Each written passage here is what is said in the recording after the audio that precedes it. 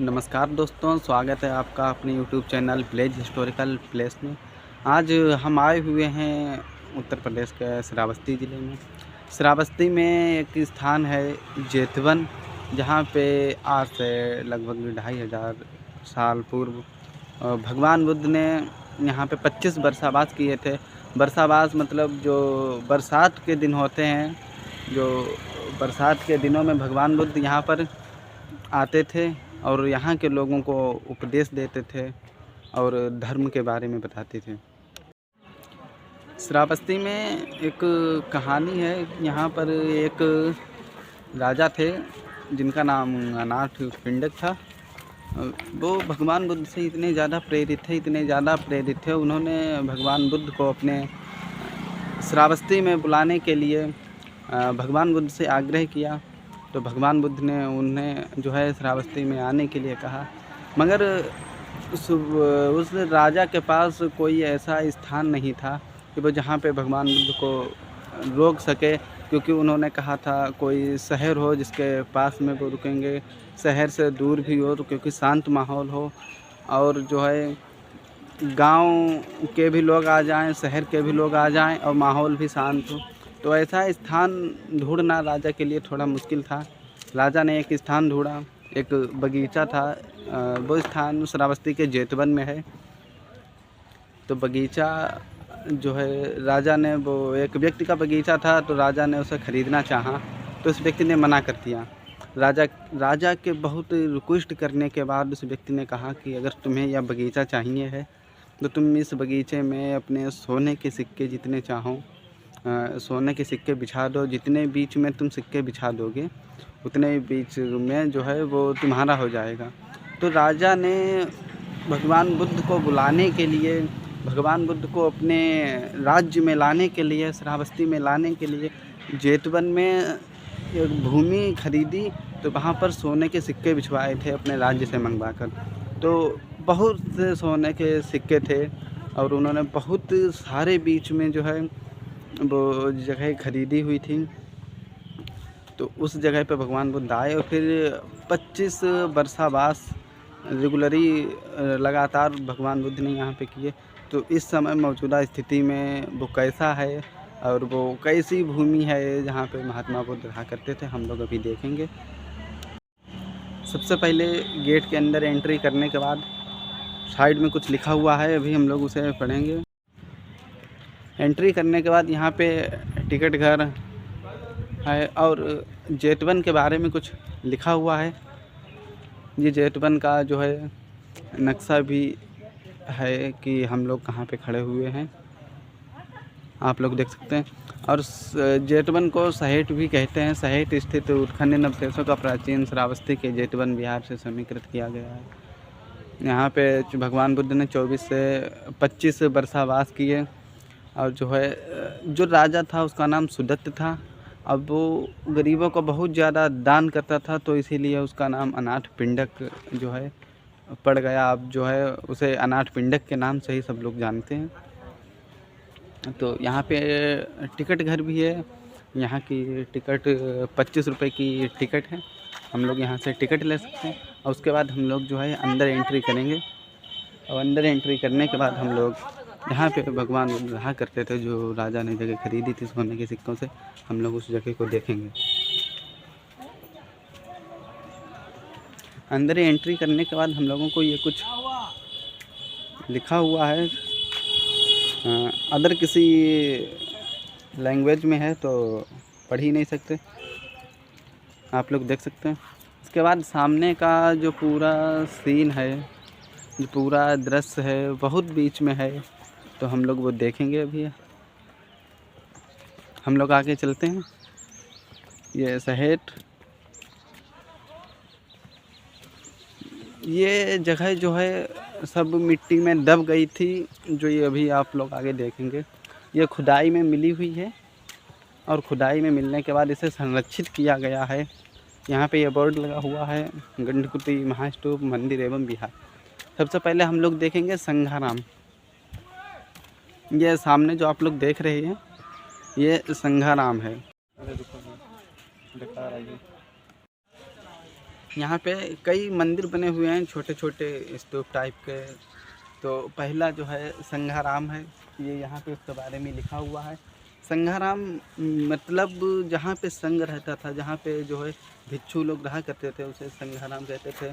रहा करते थे, अपना जो है वो ध्यान वगैरह करते थे, मेडिटेशन करते थे, और मेडिटेशन करने के बाद वहीं पे आराम करते थे, विश्राम करते थे। इसीलिए संघ के आराम करने की जगह को संघाराम कहा गया है।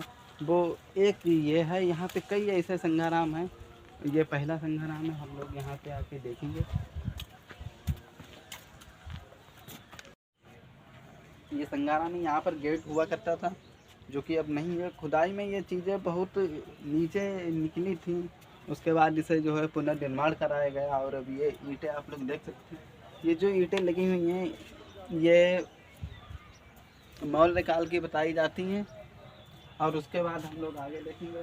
यहाँ पे ये एक छोटा सा ऐसे ही जो है कमरा वगैरह था अंदर जाने के लिए। इन सीढ़ियों से ऊपर चढ़ने के बाद सेम इसी प्रकार से पहले भी था।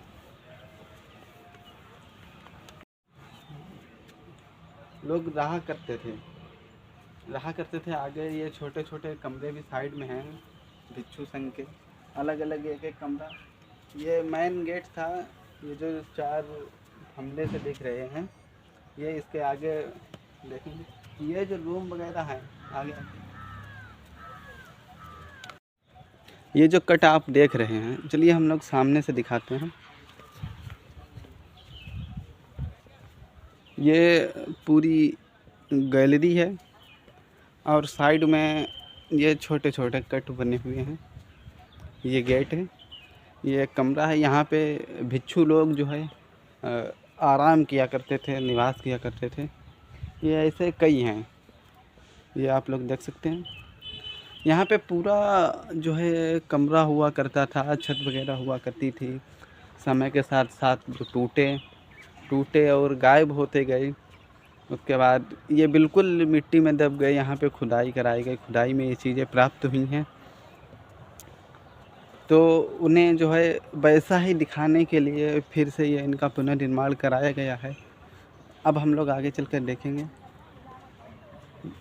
ये जो है, ये आपको जो दिख रहा है खाली जगह, साइड में बहुत ऊंचाई पे है। बाकी जगह ये चक्रमण की जगह है। यहाँ नहीं कि यहाँ पर भी जो है, यहाँ पर लोग जो है चक्रमण करते थे।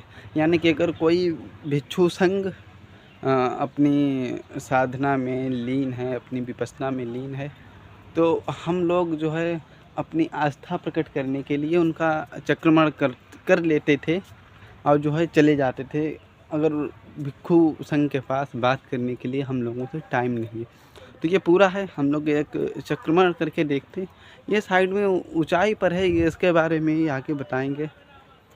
ये पूरा चक्रमण करने की जो है जगह है। जैसे आप लोग ऊंचाई पे देख सकते हैं, यहाँ पे भिक्षु संघ बैठा हुआ है, अपनी विपස්සना कर रहा है, मेडिटेशन कर रहा है, तपस्या कर रहा है। और हम लोग उनके पास आए, और तो हम लोगों ने अपनी आस्था व्यक्त करने के लिए कि भंते जी से या भिक्षु संघ से हम लोग मिल नहीं पाए, तो हम लोग अपनी आस्था करने के लिए ये इस प्रकार से जो अभी हम लोग चल रहे हैं। पूरा जो है चक्र परिक्रमा कहते हैं आज के इस भाषा में, दौर में परिक्रमा करते थे। और जो है ऊपर भंते लोग कैसे रहा करते थे, कहाँ पे बैठा करते थे, अभी हम लोग आप लोगों को बताएंगे। चलिए हम लोग ऊपर चल के देखते हैं। ये सीढ़ियाँ,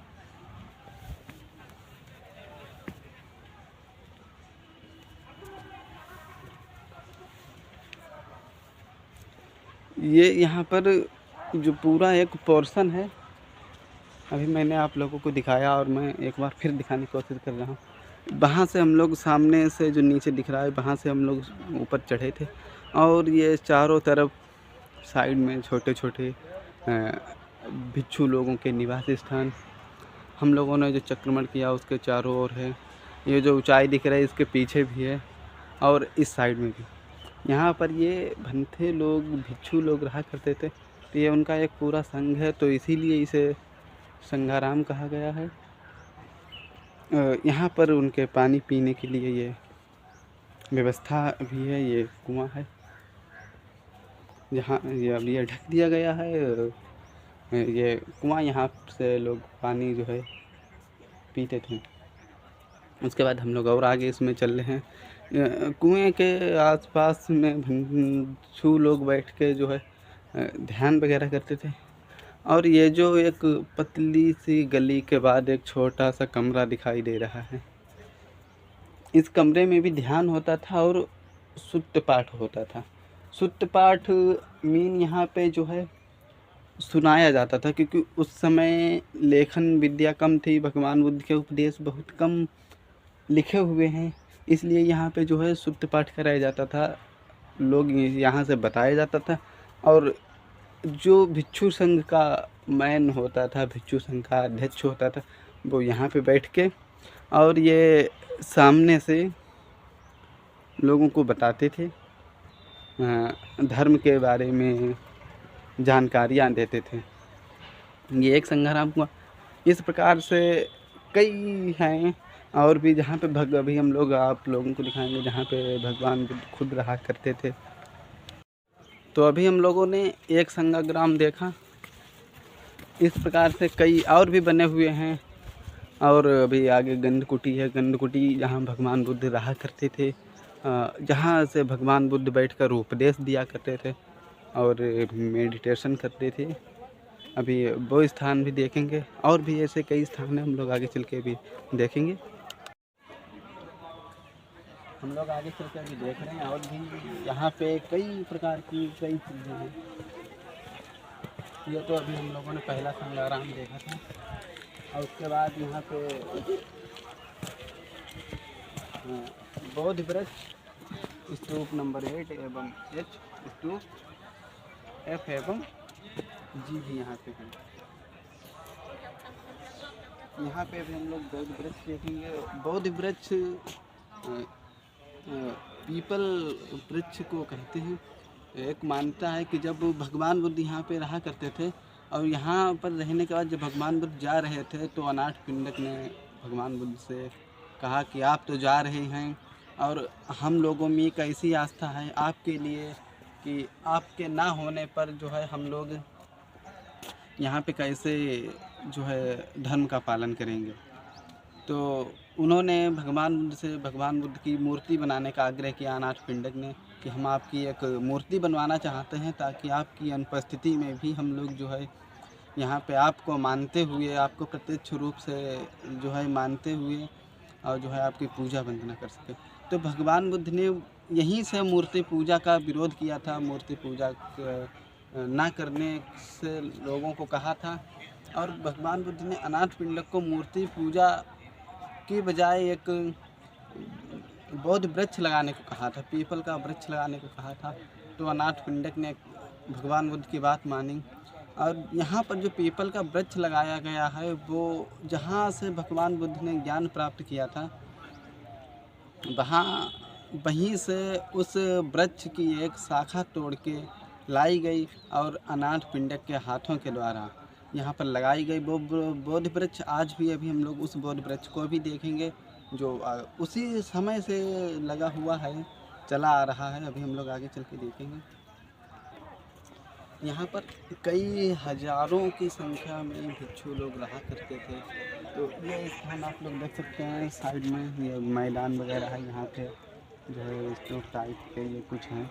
यहाँ पे भिक्षु लोग बैठ के जो है, जो गृहस्थ लोग होते थे, जो उपासक लोग होते थे, उन लोगों को जो है उपदेश दिया करते थे। तो ये उन लोगों गृहस्थ लोगों के लिए दिखाई है, सामने आप लोग देख सकते हैं। इसके बाद और भी जगह हैं जो भिक्षु संघ के लिए अलग है, गृहस्थ लोगों के लिए अलग है। हम लोग आगे चल के देखेंगे। एक स्तूप एक बात देख लेंगे।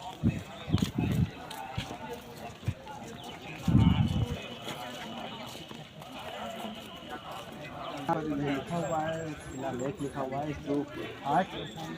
इसमें लिखा हुआ है यहाँ पर विभिन्न कालों में एक ऊपर निर्मित दूसरा स्तूप स्थित है, यहाँ से प्राप्त बौद्ध शक्ति की एक मूर्ति के अभिलेख से ज्ञात होता है कि कुषाणकालीन मूर्ति शिवधर तथा उसके भाई द्वारा श्रावस्ती के जेठवन में प्रतिष्ठापित की गई है।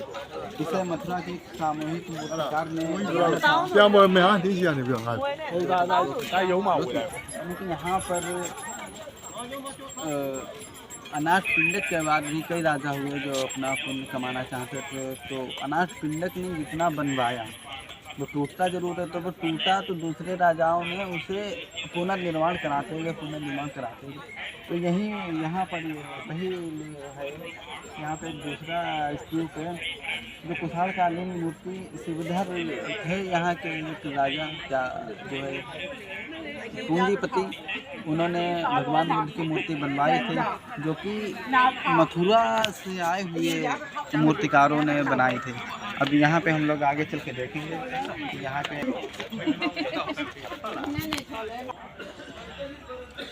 ये एक बौद्ध वृक्ष है, आगे हम लोग देखेंगे। यहाँ पे बाहर से आते हैं लोग, तो अनेक लोग जो है इकट्ठे लोगों को जिनको जो भाषा समझ में आती है, क्योंकि ये इंटरनेशनल है, यहाँ पे जो विदेशों के भी लोग आते हैं, तो जिन लोगों को मेरे होते हैं तो हम लोग चल के देखेंगे ऐसे स्थान पे जहाँ पर भगवान बुद्ध बैठ करके उपदेश दिया करते थे। तो चलिए हम लोग चलते हैं और देखते हैं।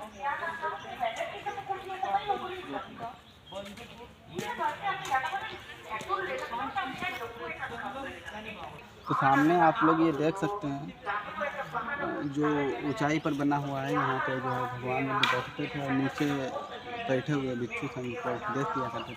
आइए हम लोग चल के देखते हैं। हम लोग ये छोटे छोटे ये साइड में जो कमरे से बने हुए हैं, ये चारों ओर ये जैसे संघराम था सेम इसी प्रकार से डिज़ाइन है, मगर वो भिक्षु संघ के लिए था। और ये जो है ये यहाँ पे भगवान खुद उपदेश दिया करते थे। जैसे ये साइड में कमरे हैं, इस साइड में कमरे हैं और अलग कमरे हैं। इन कमरों में भिक्षु संघ बैठ के विपश्यना करता था, मेडिटेशन संघ करता था। आगे हम लोग और देखेंगे और हम लोग आगे चल के देखेंगे। इन कमरों में जो है गेट का सिस्टम है। यहाँ पे गेट ये कैसे बने हुए हैं आप लोग देख सकते हैं। यहाँ पे गेट लगा हुआ करते थे। ये सभी कमरों में है। साइड में और बना हुआ है, हम लोग आगे देखेंगे। ये जो है ये सामने जो कमरे दिख रहे हैं, इन कमरों में कोई गेट नहीं है। गेट नहीं है इसका मतलब यहाँ पर जो भिक्षु संघ होते थे, जो अधिष्ठान लेते थे, दृढ़ संकल्प लेते थे कि हम 1 सप्ताह के लिए या 1 महीने के लिए या 3 महीने के लिए या 6 महीने के लिए हम बैठ जाएंगे तो हिलेंगे नहीं। तो ये उन्हीं भिक्षु संघ के कमरे हैं। आप लोग देख सकते हैं यहाँ पर गेट है ही नहीं, क्योंकि जब उन्होंने संकल्प ले लिया तो उन्हें कोई जो है बुलाने वाला नहीं था, उन्हें कोई कुछ उनके साथ छेड़खानी नहीं कर सकता था, तो उनके कमरे खुले ही रहते थे। ये कमरे हैं जहाँ पर वो लोग अपना अधिष्ठान करते थे। ये आप लोग देख सकते हैं। सामने बीच में आप लोग देख सकते हैं, वहाँ पर पूरा भिक्षु संघ इकट्ठा होकर जो है ध्यान करता था, बिल्कुल बीच में। अब हम लोग साइड में देखेंगे, ये जो कमरे आप लोग यहाँ पर कुछ लोग बैठे हुए हैं। ये लोग भगवान बुद्ध की ओर सिर करके, यानी कि उत्तर साइड में सिर करके भगवान बुद्ध दक्षिण साइड में सिर करते थे, ऊपर बैठे थे भगवान बुद्ध। और नीचे यहाँ पे जो लोग बैठे हुए हैं, यहाँ पे उपासक लोग, भिक्षु संघ बैठा करता था। अब भगवान बुद्ध उपदेश देते थे, भिक्षु संघ उसे सुनता था और जो है याद करता था। आगे और भी ऐसे कई चीज़ें हम लोग अभी देखेंगे। रेडी। ये मंदिर नंबर 2 है, इसे गंधकुटी के नाम से जानते हैं। ये उसका शिलालेख है कि यहाँ पे क्या था। आप लोग इधर देख सकते हैं, ये जो लोग आ जा रहे हैं इस साइड में, यही गंधकुटी है। गंधकुटी मतलब जहाँ पे भगवान बुद्ध रहते थे। रहते थे और विश्राम करते थे। गंधकुटी मतलब इसका मतलब यह है कि यहाँ पे भगवान बुद्ध रहते थे, तो उनकी पूजा वंदना करने के लिए बाहर से बहुत से लोग आते थे। तो कोई फूल लेके आता था और कोई जो है चंदन की लकड़ी लेकर आता था। तो सब वो अपनी जो है कुटी थी उनकी, जो चंदन की लकड़ी की ही बनी हुई थी। जो अनाथ पिंडक ने कुटी बनवाई थी भगवान बुद्ध की, वो चंदन की लकड़ी से यहाँ पे ये सब बना हुआ था। उसके बाद वो टूटी, दूसरा राजा आया, दूसरे राजा ने निर्माण कराया, तीसरा राजा आया, तीसरे राजा ने, इस प्रकार ये यहाँ पे चेंज होता रहा। तो ये गंधकुटी थी।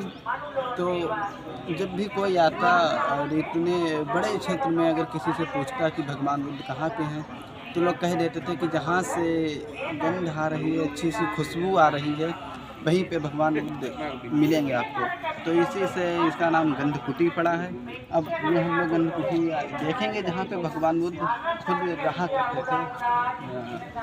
अपनी दिनचर्या में यहाँ पे जो है आराम करते थे, विश्राम करते थे और उपदेश देते थे। हम लोग यहाँ पे देखेंगे।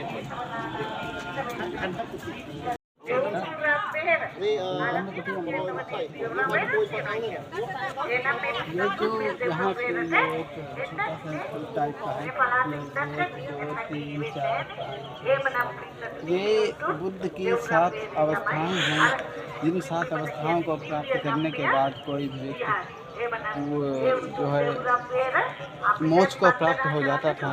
तो इसीलिए उनका जो है बताने के लिए 7 प्रकार 7 जो है ऊपर नीचे बनाए गए हैं। और ये जो पूरा है पहले यहाँ पर ही फूल और जो कुछ जो भगवान ने उनको भेंट करना चाहता था यहीं पे रख देता था, इसके आगे वो नहीं ले जा सकता था। तो अब भी लोग यहाँ पे रख देते हैं, हम लोग आगे चल के देखेंगे और भी आगे चल कर देखते हैं। ये सीढ़ी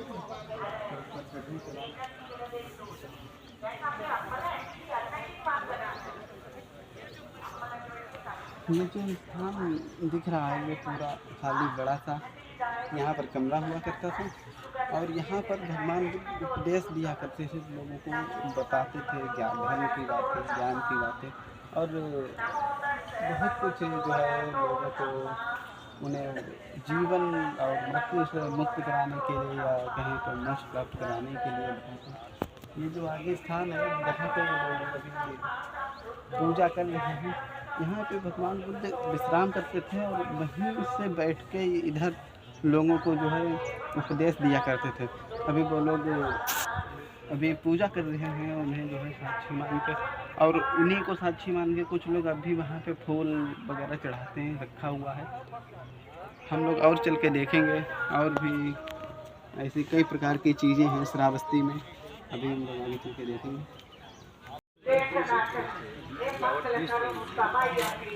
यहाँ पर अलग अलग स्थानों पर अलग अलग लोग पूजा वंदना करते रहते हैं। पूरे दिन सुबह से लेकर शाम तक यहाँ पर पूजा वंदना होती रहती है और इस प्रकार की कई चीज़ें हैं। आगे बहुत दूर तक हैं, हम लोग अभी चल रहे हैं और उन चीज़ों को आगे देखेंगे।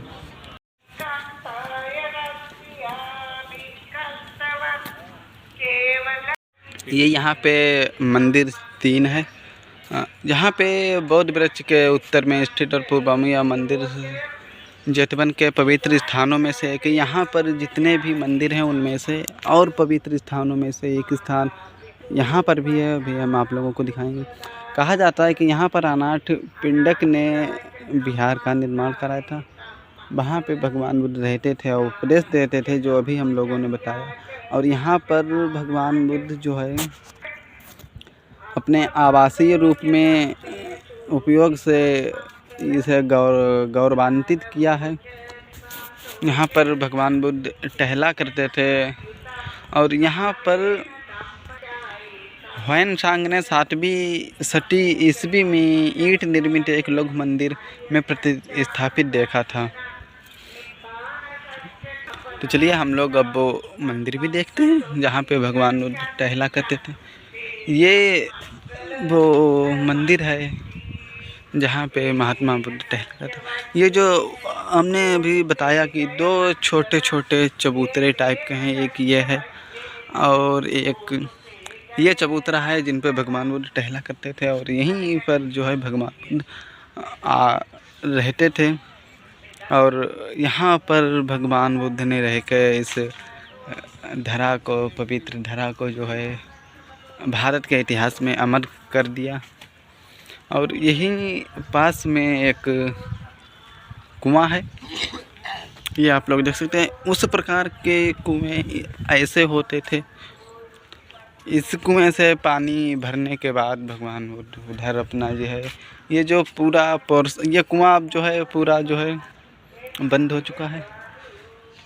ये जो पूरा पोर्शन है अभी आप लोग देख रहे हैं यहाँ से लेकर, और ये चारों तरफ, ये इतने बीच में महात्मा बुद्ध यहाँ पर रहा करते थे। ये उनका आवास स्थान था। और भी आगे ऐसे मंदिर हैं, अभी हम लोग देखेंगे।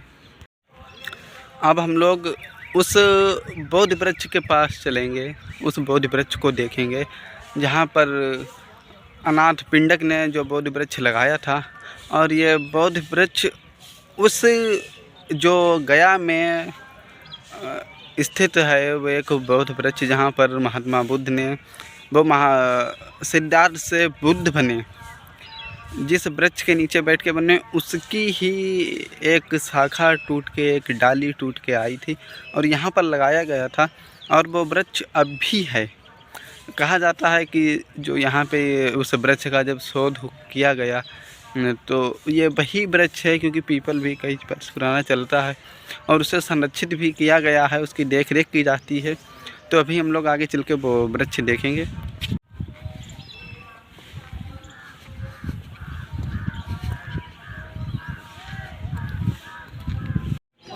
ये आप लोग देख सकते हैं, यहाँ पे लिखा हुआ है बोध वृक्ष एवं स्तूपद्वय।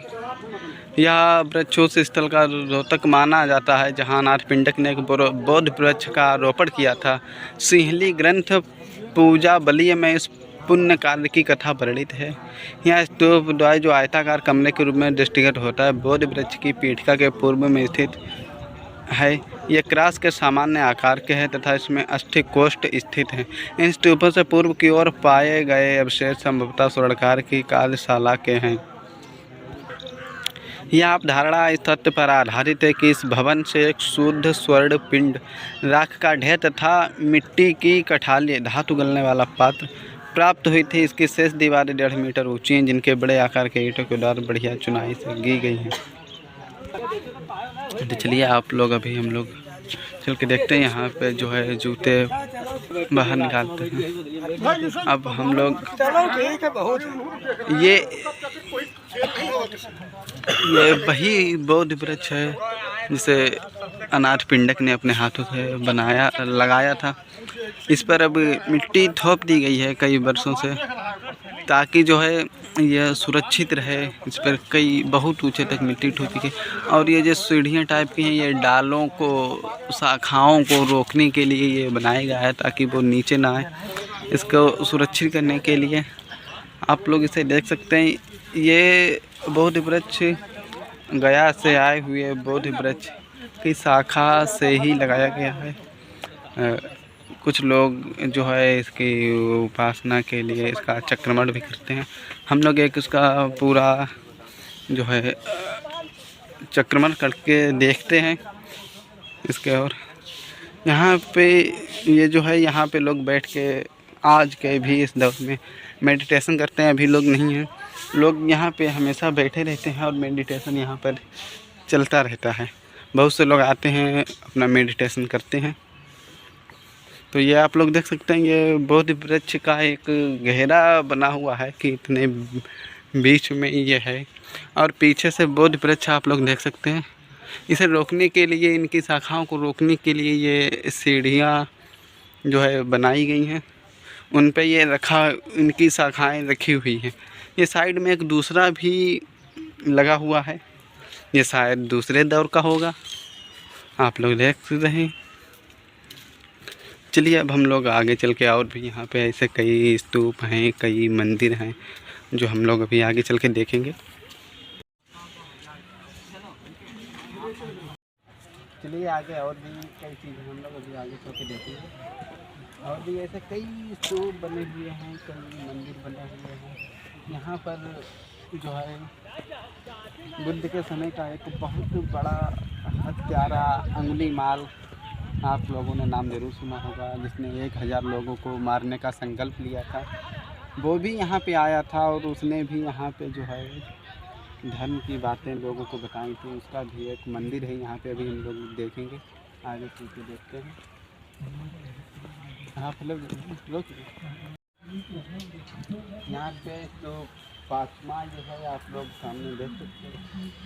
यहाँ पर एक पूजा गृह निर्मित किया गया था प्राचीन तर स्तूप कुषाणकालीन माना, ये स्तूप जो ये कुषाणकालीन माना जाता है। यहाँ पर इसके ऊपरी स्तरों से 8वीं से 10वीं सदी के मध्य की अभिलिखित मोहरे बड़ी संख्या में तक ये स्तूप है। यहाँ पे जो है ये पूजा गृह माना जाता है। तो कुछ लोग अपने श्रद्धा में जो है उस समय जो मोहरें चलती थी वो मोहरें चढ़ाते होंगे। इसे 8वीं और 10वीं सदी की जो मोहरें हैं वो यहाँ पर एक बहुत बड़ी संख्या में प्राप्त हुई हैं। तो अब हम लोग इस स्तूप को अभी देखेंगे। इस स्तूप यहाँ पे सीढ़ियाँ वगैरह हैं, तो यहाँ पर किस प्रकार से वो लोग पूजा करते होंगे इसकी तो पूरी जानकारी नहीं है। मगर ये स्तूप देख रहे हैं, यहाँ पे जो है लोग अपना दान जो है चढ़ाते थे, दान करते थे इसी जगह पे। चलिए हम इसे चारों तरफ से थोड़ा देखते हैं घूम के।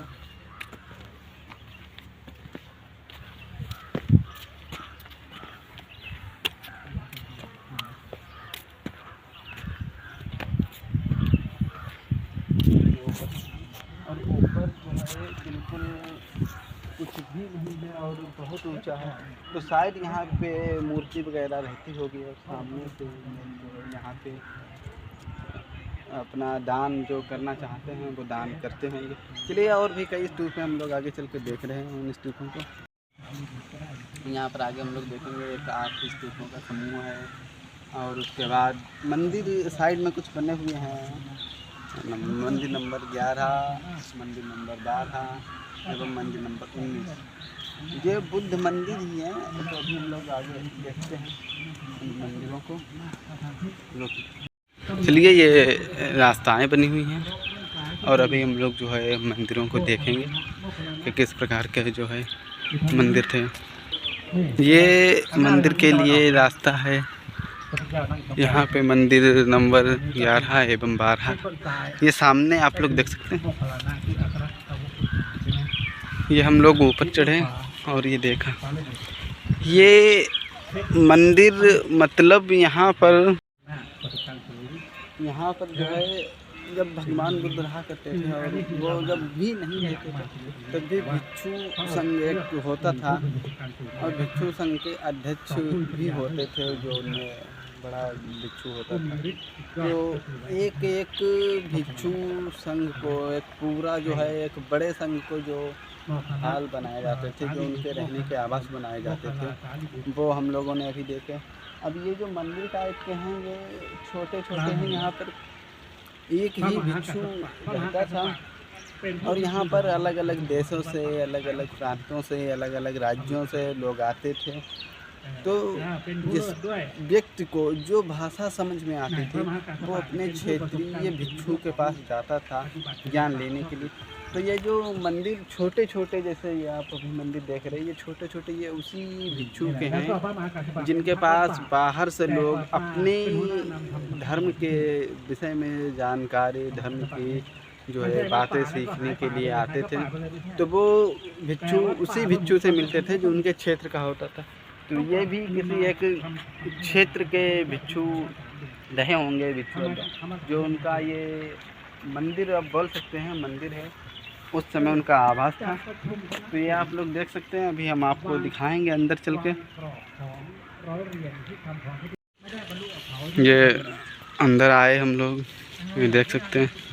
ये जो बिल्कुल जस्ट सामने है, यहाँ पर भिक्षु बैठा करते थे सामने, और इधर जो है इनके उपासक लोग जो है वो बैठा करते थे और भिक्षु संघ द्वारा जो है उन्हें उपदेश दिए जाते थे। ये चारों तरफ से आप लोग देख सकते हैं, ये देख रहे हैं। ये ऐसा एक भिक्षु संघ के लिए है, एक भिक्षु अध्यक्ष के लिए है। ऐसे कई भिक्षु अध्यक्ष थे जो अलग अलग अपने अपने क्षेत्र के थे। तो एक क्षेत्र के भिक्षु के लिए ये बनाए जाते थे। जैसे ये हम लोगों ने 11 देखा, सामने जो अभी दिख रहा है ये मंदिर नंबर 12 है। ये आप लोग देख रहे हैं, ये सेम इन सभी मंदिरों की सेम डिज़ाइन है, सेम तरीका है। यहाँ पर जो ईंटें लगी हुई हैं काफ़ी लंबी चौड़ी हैं। अगले एक मंदिर में है वो स्पष्ट रूप से लगी हुई हैं, वो सही है, सुरक्षित है। हम लोग उन्हीं ईंटों को देखें। ये आप लोग देख सकते हैं मंदिर की बनावट, मंदिर की डिज़ाइन सेम ही है। ये आप देख सकते हैं, ये सामने एक मंदिर है, पूरा जो मंदिर नंबर 19, और ये संघाराम है। संघाराम का मतलब हम आप लोगों को पहले ही बता चुके हैं। पूरा जो है संघाराम सब एक ही प्रकार के हैं, चाहे वो हम लोगों ने पहले नंबर पे देखा था, चाहे वो ये दूसरे नंबर पे हैं। ये भिक्षु संघ के आवास हैं साइडों में, अभी आप लोग देख रहे हैं। ये कमरे बने हुए हैं, कमरा हम कोई भी कमरा एक सामने से देख सकते हैं। ये जो कट है यहाँ पे गेट हुआ करता था, और पूरा सिस्टम था, पूरा जैसे हम लोग आज के दौर में रहते हैं, छत वगैरह होती थी। तो सेम उसी प्रकार से यहाँ पर कई भिक्षु लोग रहते थे। ये लोग आप देख सकते हैं। और इन संघारामों की एक ख़ास बात ये है कि ये पूरे जितने भी बने हुए हैं संघाराम, सब एक बराबर स्थान पे बने हुए हैं, यानी कि जो उनका क्षेत्रफल है वो एक बराबर है। और उन संघारामों में जो कमरों का आकार है वो उनकी लंबाई चौड़ाई सभी कमरों की एक ही समान है। आप लोग देख सकते हैं, ये सारे कमरे ही हैं जो हम लोग देख रहे हैं। अभी हम आप लोगों को एक और इस संघाराम में ख़ास चीज़ दिखाएंगे। यहाँ पर अलग अलग देशों से अलग अलग लोग आते रहते हैं। ये सामने जो है यहाँ पे जो जैसा भी हमने बताया कि कोई अपने देश से आया या अपने क्षेत्र से, अपने प्रांत से आया, तो वो धर्म की शिक्षा भिक्षु संघ से लेगा, तो उनके क्षेत्र का एक अलग भिक्षु होता था। तो सेम वही प्रक्रिया अब भी चली आ रही। अब तो खैर भिक्षु नहीं है, सिंपल से गृहस्थ भी हैं और भिक्षु संघ भी हैं, जो उनके क्षेत्र के लोग आते हैं, उन लोगों को जो है गाइड करते हैं। ये सामने जो है गाइड किया जा रहा है, ये जापान के लोग हैं, इन लोगों को बताया जा रहा है। और जो है ये सामने कुआं है, आप लोग ये लोग कुएं के चारों ओर खड़े होके और एक व्यक्ति इन लोगों को अभी गाइड कर रहा है। तो और भी ऐसे कई मंदिर हैं, हम लोग अभी देखेंगे आगे चल के। अभी हमने बताया था 8 स्तूपों का समूह। 8 स्तूपों का समूह मतलब यहाँ पर यहाँ निवास करते हुए जिस भिक्षु मृत्यु को प्राप्त हो जाता था, जिसकी डेथ हो जाती थी, उसका अंतिम संस्कार यहीं पे कर दिया जाता था। उन्हीं लोगों के जो अंतिम संस्कार करने के बाद जो अवशेष है वो यहीं पे रख दिए गए हैं और उन पे स्तूप बना दिया गया है। तो ये कोई जिनका अभी नाम नहीं है, कोई 8 भिक्षु जो हैं होंगे, उन लोगों के ये स्तूप बनाए गए हैं। आप लोग ये स्तूप देख सकते हैं।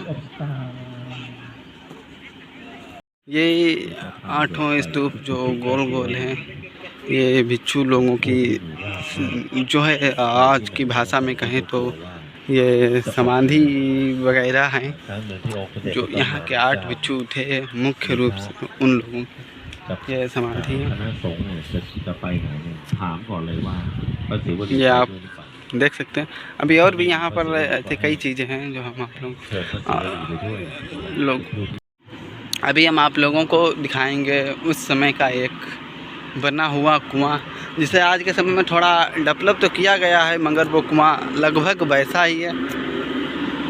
अब इस कुएं में मोटर लगा दिया गया है। ये कुआं आप देख सकते हैं, ये मोटर अभी चल रहा है। ये कुआं अष्टवक्रीय कुआं है। इसके ऊपर आप जो है नीचे देख सकते हैं, ये कुआं गोलाई में ना होकर 8 इसके ऊपर कट दिए गए हैं और नीचे इसमें पानी रहता था, जिसका मतलब है कि नीचे से शीतल और ऊपर से अष्टांगिक मार्गों का पालन करो। आगे हम लोग चलते हैं और भी 1-2 मंदिर बचे हुए हैं, हम लोग उन मंदिरों को भी देखेंगे। अभी हम लोग चल के और भी बहुत सी चीज़ें हैं जो आगे देखेंगे। ये भी शायद एक स्तूप ही बना हुआ है किसी भिक्षु का। यहाँ पर मंदिर 6 और मंदिर 7 है, ये लिखा हुआ है। पहले हम लोग इसको पढ़ते हैं। मंदिर 6 उत्तराभिमुख और मंदिर 7 पूर्वाभिमुख है। मंदिर 7 में एक पूजागृह है, जिसके भीतर ईंट निर्मित एक छोटी पीठ का। मंदिर 6 उत्तर मुख की ओर है। जो मंदिर 6 है वो ये मंदिर है। यही वो मंदिर है जहाँ पर अंगुलीमाल रहा करता था। उसका इतना छोटा मंदिर है यहाँ पर। अंगुलीमाल वही जिसने 1000 लोगों को मारने का संकल्प लिया था और 999 लोग मार भी दिए थे।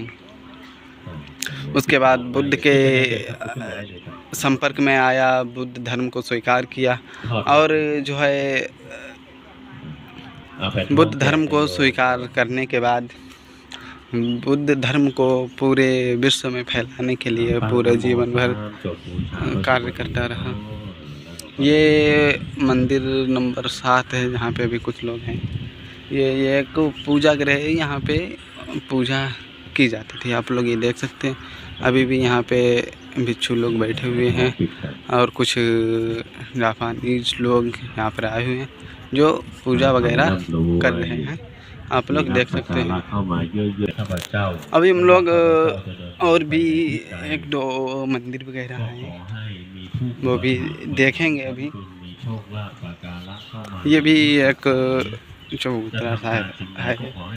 ये देख, ये स्तूप नंबर 18 है। यह स्तूप कसाड़ कालीन अर्थात प्रथम शती ईस्वी का है। इसके अंदर एक प्राचीन मंजूषा प्राप्त हुई थी, जिसमें कुषाण कालीन ब्राह्मी लिपि में भदंत बुद्ध देव का नाम उत्कीर्ण। भदंत बुद्ध देव यहाँ पर एक भिक्षु थे। तो उन्हीं का ये बना हुआ है ये स्तूप, आप लोग देख सकते हैं। मंजूषा मतलब जैसे आज के समय में मटकी होती है, उसमें हम लोग अस्थियाँ रखते हैं। सेम उसी प्रकार से यहाँ पे प्राप्त हुई थी। ये भंती बुद्ध देव की थी, जिन पे उनका नाम अंकित था। ये उनका जो है स्तूप बना हुआ है। यहीं पे उनकी डेथ हुई थी और उनका अंतिम संस्कार करने के बाद उन्हें यहीं पे जो है उनका जो है स्तूप बना दिया गया। और आगे ये जो बने हुए हैं हम लोग इसके बारे में भी देखते हैं। यह स्तूप नंबर 17 है। स्तूप का अधोभाग कुषाण काल अर्थात प्रथम शती ईस्वी में निर्मित हुआ था। एक प्राचीन मंजूषा स्फटिक की कुछ वस्तुएं तथा सोने के एक मनके से युक्त एक मंजूषा स्तूप के सबसे निचले हिस्से से प्राप्त हुई थी। इसका अधिष्ठान वर्गाकार है, जिसके ऊपर वृत्ताकार अंड है। ये आप लोग देख सकते हैं। इसमें कुषाण कालीन ये बनाया हुआ है। यहाँ पर भी एक प्राचीन मंजूषा मतलब मटकी प्राप्त हुई थी, जिसमें कुछ वस्तुएं और एक सोने के मटके से बनी हुई मंजूषा यहाँ पर प्राप्त हुई थी। तो ये भी बने हुए हैं, उन्हीं के स्तूप हैं। आप लोग देख सकते हैं ये स्तूप नंबर। और भी यहाँ पर कोई चीज़ है तो हम लोग अभी देखेंगे आगे चल के।